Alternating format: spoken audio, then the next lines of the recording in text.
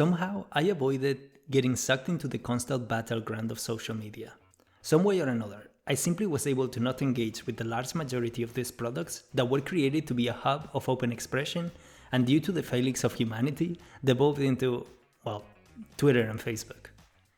Perhaps my life is not interesting enough, I don't have enough mental fortitude to be in Twitter or the looks to succeed in Instagram. I am too young to be in Facebook now that it has been invaded by baby boomers, and too old to care about TikTok. To be honest, that is what my experience of age has been like, slowly realizing how there are some cultural events you just simply would rather not partake on. And to be honest, I am glad I never got pulled into those worlds.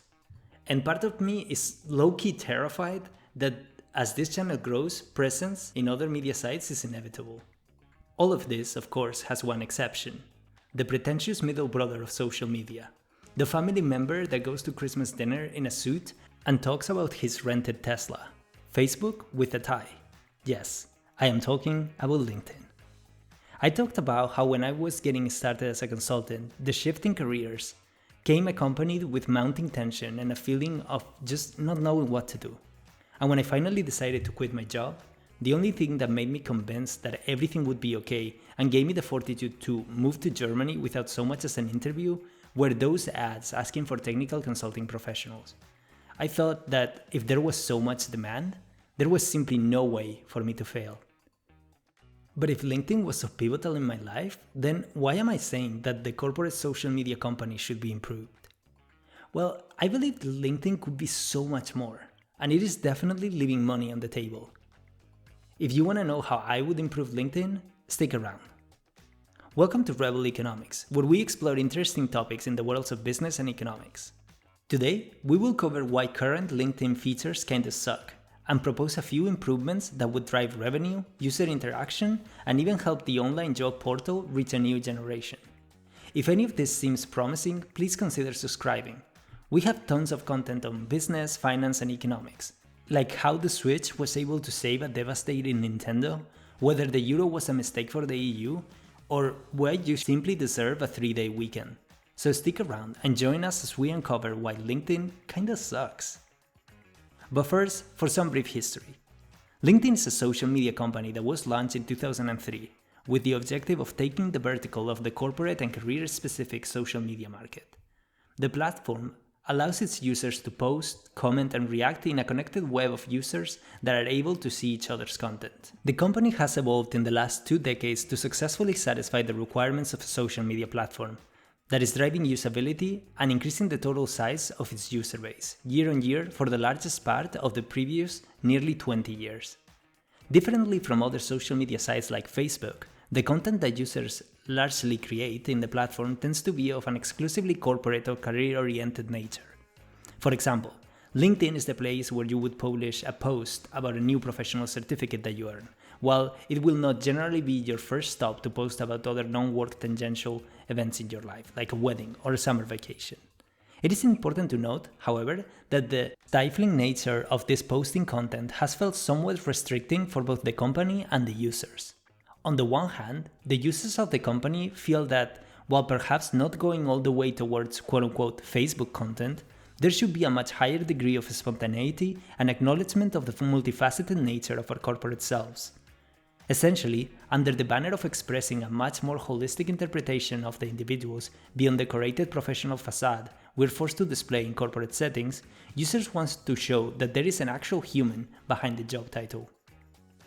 This, I believe, is a fundamentally positive influence, since it has opened the doors of a somewhat stuffy feed section populated exclusively with the pristine representation of professional perfection, and allowed in a much-needed breath of humanity, with open discussion about mental health issues related to work, the struggle of balancing work and life, and other fundamental discussion points that soften the blow of the endless tirade of pseudo-corporate influencers.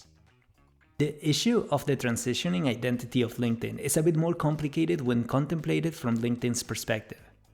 They are caught in a bit of a bind, since while the usability ratios of the company as well as overall user satisfaction have increased with the advent of the more humanized corporate environment and its reflection in the platform, the reality is that, as we will talk about in a minute, Their identity and revenue sources are deeply tied to them being understood as a business-first platform.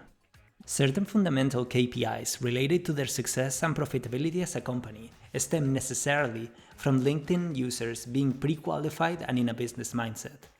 For example, an in-depth report by HubSpot, a sales and marketing software manufacturer, indicated that the difference in average cost of ads in LinkedIn is more than 5 times as expensive as Facebook's on a cost per click basis. Facebook's average cost per click, presented by HubSpot's report, was of $0.97, while LinkedIn exceeded the $5 per click. This is a dramatic difference in the cost of promoting anything, and largely it is predicated, as LinkedIn's own promotional slogan says, on the ability to reach your customers when they are in the framework to do business. Now, let me be clear and defend again why I believe that this transition to a more humanized version of the workforce and how we post and discuss it is definitely a good thing for society at large, companies and workers included. But you can understand that, while officially supporting this shift in users' posting habits, their concern about identity are predicated on their very profitability as a business, and not necessarily because they believe that workers should be suited up robots that LinkedIn simply hosts. Certain smaller changes to the UI, as well as other usability features like adding essentially emojis, or as they call them, LinkedIn reactions, to be able to accommodate the shifting nature of their content. For example, in the past, a post about the aforementioned professional certificate could be validated with a simple thumbs up, but now a post about the struggles of being a single mom and building up your own business might deserve a more complex sentimental response. So perhaps using the love heart reaction is what your brain tells you, instead of the flat-looking thumbs up. And talking about thumbs up, if you feel like the video is interesting, how about letting us know by hitting the like button down below? We would really appreciate it, and we don't mind if it's flat-looking. Essentially, LinkedIn seems cognizant of the fact that the changing nature with which its users interact with the platform is changing, and how they must walk the tightrope between desiring to go back to the old times, where people interacted more stifledly within the platform, or risk losing those higher costs per clicks on their ads as LinkedIn transitions from a business-only mindset to a business-adjacent philosophy. Additionally to advertising though, LinkedIn also has another 2 substantial sources of revenue: the premium subscription and the talent subscriptions. Premium subscriptions are a user-purchased, enhanced version of the standard LinkedIn experience. Premium subscriptions allow members to increase their search results significantly, send messages on LinkedIn email system rather than just receive them, which is the limitation of standard LinkedIn, contact members outside of their networks, and see information about people who have viewed their profiles. I have been using LinkedIn Premium for years now, as I transitioned from my previous company into a new one, and I must say that my experience with it has been fantastic. The overall experience of LinkedIn improves dramatically after purchasing a premium subscription, to the point where I have experienced getting contacted by recruiters about twice as often as with base LinkedIn. Conversely, the Talent Solutions is a mechanism created by LinkedIn for recruiters to help them find and contact the correct professionals for their open positions, by accessing the vast database of professional information the company collects on all of the other users. I think that for all LinkedIn users, the fact that the platform is in a period of transition is undoubtable. And to be honest, I understand the snail's pace of its scroll toward whatever the future version of LinkedIn turns out being. We must remember that LinkedIn is an almost 20-year-old social media site. That is quite old. And its ability to remain relevant has been remarkable unto itself. In part, for its willingness to carefully integrate new aspects of its more relaxed identity, and in part, because after the acquisition in 2016 by Microsoft, the CEO of the company reported directly to Satya Nadella, Microsoft's CEO. And he's the man that was able to modernize the dinosaur that was the Office suite of software. I have trust in LinkedIn's ability to change and ride these challenging periods of its identity merging into something new, especially because Nadella is ultimately responsible for this. For me, if he was able to make PowerPoint and Excel successful again, there is not something that this corporate juggernaut cannot do. So, Satya Nadella and Jeff Weiner, here are a few ideas to consider. If any of them work out, simply kick 20% of the revenues associated my way. We can make this work. Firstly, and probably more importantly, is to validate your impulse to accept instead of trying to fight back the changing identity of LinkedIn. I believe this to be a thoughtful solution and frankly, the correct one. I think it is important to bear in mind just how old LinkedIn is, which means that perhaps the changes in the usability habits of the members of the platform are associated with a broader social reimagining of what work means for our lives, but also from a generational change. From those LinkedIn users that were first in the platform to a younger generation of workers who interpret work more holistically than our parents and grandparents. Accommodating this changing nature of LinkedIn's identity might have a direct effect on the cost per click that the company can command for all the reasons I have already mentioned. Primarily, the shift in user expectations of LinkedIn in form of a business-only site to a career-adjacent hub of experiences. So yes, the cost per click and subsequent revenues might suffer, but the failure to do so, for example by forcing stricter content controls and bearing content that is not of an exclusively professional sort, might cause LinkedIn to lose out on an entirely new generation of users that will simply hop to a competitor that will surely emerge. Additionally, and in keeping with this notion, I believe that if done correctly, the LinkedIn that we see now might be remembered as a sort of cocoon or beta version of what it ultimately ends up becoming. Something akin of when we think of Netflix sending DVDs on the mail or Facebook being just a social media platform prior to Meta, if they ever do anything meaningful with that concept. I believe that LinkedIn is perfectly positioned to transition from its current Facebook but for work framework into something akin to a centralized hub from where to manage, execute, develop, and display your entire career and achievements. To do so, LinkedIn would have to heavily invest in developing new features that are work and career adjacent and make sure that they're accessible from within the platform. The final objective being to keep users inside of the LinkedIn career universe. Here are a few simple ideas. Each of them could have its own section, but at this stage, I believe that what LinkedIn should do is to develop and test and offer the clients so much that when he or she thinks of their career and work life, they think of LinkedIn. Number 1. LinkedIn should expand on their investment in training courses and work to make sure the certificates offered in the platform are valuable. The training offered in many companies is pretty disappointing, so the ability of LinkedIn to incorporate high-quality courses into its site that are outcome-driven and could be used by professionals to prove their qualification vis-a-vis recruiters and companies is key to the LinkedIn universe. To a certain degree, LinkedIn is already doing this, with new courses constantly filling the LinkedIn Learning app. This is great, and my only advice here would be to either directly partner with experts and co-develop these courses or incentivize creators to do them themselves and cut them into the profits that they generate, in a similar way that Skillshare or Udemy do it. If you go the second route though, LinkedIn must only host premium training courses, so a large curating effort will have to be undertaken. The reason for this is to reduce as much as possible the possibility that customers have a bad experience with a course and simply jump off the LinkedIn universe wagon. This is why they should only host high-quality, outcome-driven courses. What I mean with outcome-driven is that a course like How to Use After Effects to Animate Your Advertisement should take priority over a much broader course like The Animation of Advertising, because LinkedIn should be where you go to learn specific things, receive a valuable certificate, and display it to the world. Additionally, it is important to make the certificates that you obtain on LinkedIn to be worth something. And like the most basic notions of supply and demand tells us, there is only one way of achieving this: scarcity. It is not okay that everyone that simply watches a course on After Effects receives a LinkedIn certificate. Because the reality is that I could simply have the course on autoplay while I write a script. And by the end of the course, I would probably know about After Effects as much as I did in the beginning. Here, I would recommend LinkedIn to take a page out of the IT certification world. Look at Salesforce, SAP, or AWS. Those certificates have value because they are intricate and complicated to obtain.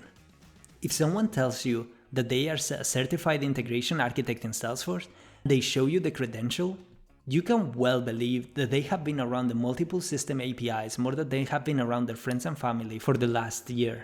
In the modern LinkedIn universe, the credentials obtained to validate that knowledge need to transition from a participation trophy to a valuable, meaningful, and scarce proof of talent. The way to go about this might be a 40-question multi-choice exam with a less than generous passing percentage, or submitting a project to be reviewed by the creator of the course, and then decide to either award the certificate or not. Number 2. Integrate the entire interviewing and hiring process in the platform.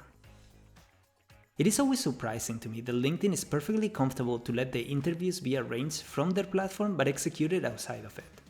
Integrating a video chat system should be relatively straightforward and would allow LinkedIn to capture interview information, perhaps via service, duration and such, and then be able to fully complement the profile of their users. This decision would also benefit the main objective of this upcoming all-encompassing LinkedIn universe, since, once again, the user will not be forced to leave the system and use Zoom or Google Meet to complement this lacking feature. Additionally, on the side of the interviewer, this tool might offer certain features that are relatively ubiquitous nowadays, but integrated directly into the interview exercise. Imagine, for example, an AI-powered sentiment analysis of the worker responses, or the ability to perform one of those dumb IQ exercises that some companies like to do. At the end of the day, I believe that LinkedIn could benefit from expanding its features into the hiring process, because it would morph the user's interpretation of the platform, not just where people go to find job adverts, but where the hiring process is conducted. I believe that LinkedIn's relative sizable presence in the market, if it were able to take over a few of the steps in the hiring process that now is leaving to competitors, other job seeker platforms like Indeed would struggle to catch up, since they would seem lacking in comparison. Besides all of the aforementioned benefits that an expansion into other steps of this process would bring to LinkedIn, we must not forget that, like all other social media sites, LinkedIn is a data company, and their value and dominance of the market is continuously predicated on this fact.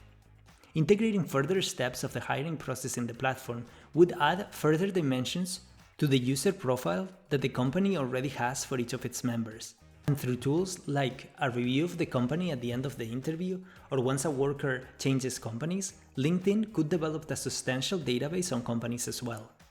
This data could be used to offer recommendations to prospect hires prior to an interview, something along the lines of: successful hires at Microsoft for the position of junior developer outline the following skills as the most fundamental to get hired: JavaScript, Python, good communication, and English. This insight could be bundled up into LinkedIn Premium package, making it more appealing to users. Something that I tend to dislike about companies that offer a premium version is when they don't necessarily add anything extra to the base experience, but rather save you from the hurdles that they put in the standard version of a product with the objective of upselling you to the premium version. I don't know how it is in the US, but in Europe I can say that about 50% of Spotify ads in the standard version of the product are about how annoying ads are and about how premium would save you from them. This, in my perspective, is extremely unappealing, and it only shows that the only way they have made that premium version sweeter is by making the standard version worse. Something similar is up with LinkedIn Premium. Now, I said that I like the upsell version of this platform, and I do, but I understand that your profile having algorithm benefits that simply are not there in the standard version might give some users the same impression I have with Spotify Premium. Adding this insight about the best skills to get hired about a company to Premium would enhance the Premium version without detracting from the base version. Number 3. LinkedIn should help creators and entrepreneurs develop their personal brand. LinkedIn is already quite identitarian, insofar as your profile and posts generally have the main objective of promoting yourself. But I believe much more could be done in this aspect. LinkedIn has been holding for a few years the program of Top Voices, which rewards particularly creative and commanding personalities that take an active role in the platform. However, they do not get rewarded with money.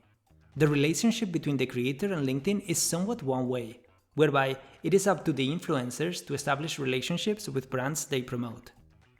I believe that it should be common sense to think that a division of a given percentage of LinkedIn's profits among its top voices in a scheme similar to the YouTube Partner Program would incentivize upcoming voices to increase their quantity and quality of content, and existing personalities to continue to do so. Modern LinkedIn is caught in a moment of transformation, one where it could transition from its current state as an old and somewhat unidentified job portal with a dash of posting capacity into a truly all-encompassing platform where careers are created and managed.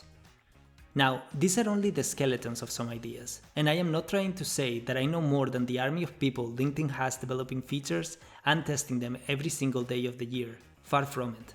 I know it is easy for me to say what features could be cool to have without so much as a hint of concern for their cost, implementation complexity, and other very real factors that affect many companies trying to innovate. My objective was to merely showcase that there is much more LinkedIn could try to do to set itself up for success as it faces its third decade of life.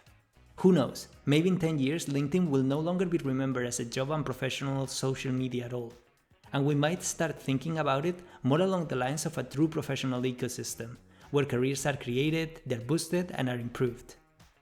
Thank you for watching Rebel Economics. When I first started writing the script for this video, I honestly did not know it would be as long as it has turned out being. But there was so much that I wanted to say. I hold LinkedIn fondly in my heart, since I do not believe I would have had access to the same opportunities I did had it not been at my fingertips. That is why I love talking about the ways in which it could improve. If you like this sort of content about improving existing companies, drop a like and let us know what other companies are ripe for a makeover. And don't forget to subscribe. We have a ton of content on business and economics in our channel and coming down the pipeline.